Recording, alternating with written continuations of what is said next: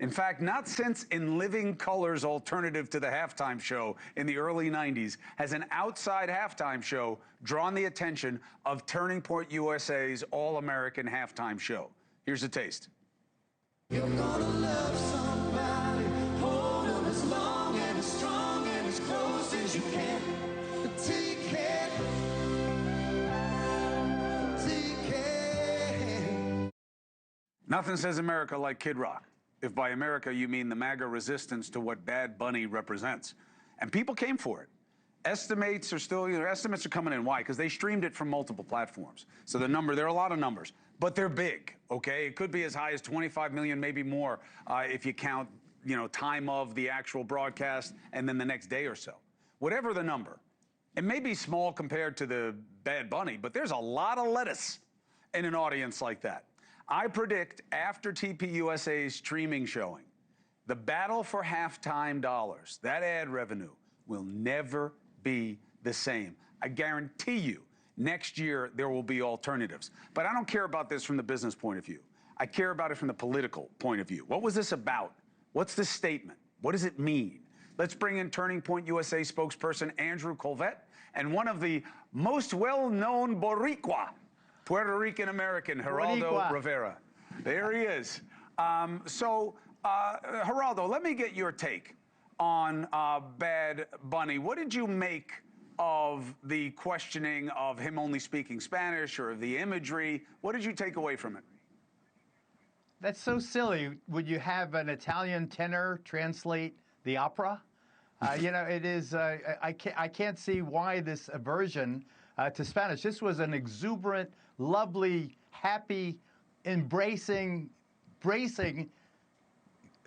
a wonderful tribute to the Latinos, to Puerto Rico, to the sugarcane people, to family, to togetherness.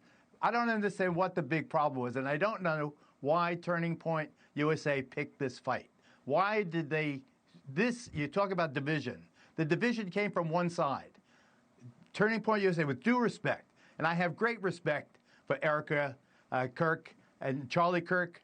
I met a couple of times at the Hannity Green Room. Great guy. I supported, his image, his character when he was assailed shortly after the assassination. This is about being together. Bad Bunny is a terrific performer. He's #1 in every chart all over the country, all over the world.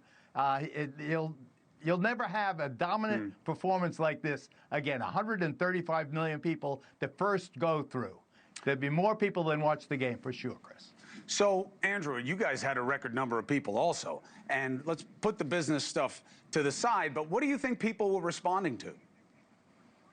Yeah, and, I just want to quickly respond to what Geraldo said, with all due respect. I don't feel like we were trying to pick a fight at all. We weren't trying to sow division. There was a lot of people wanted a different alternative. We responded. There's no agenda. There was no hate. We weren't, coming after him. We just said, listen. Wait. How come not for Snoop, not for Eminem, not for Dr. Dre, not for Usher, not for Rihanna, not for Maroon 5? Why? Well, that's where you're wrong, now? actually. Why for Bad Bunny?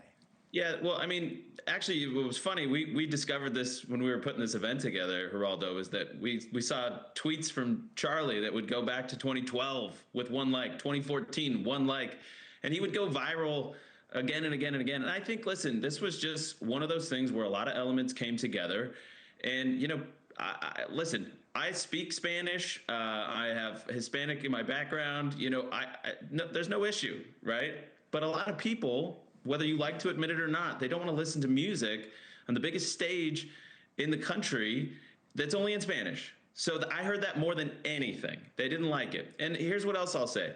We didn't come after anybody. Hold on, let me finish. How about Hofbrau in Germany? Thank you for watching. Subscribe below and download our NewsNation app right now on your phone, and you will get fact-based, unbiased news for all Americans.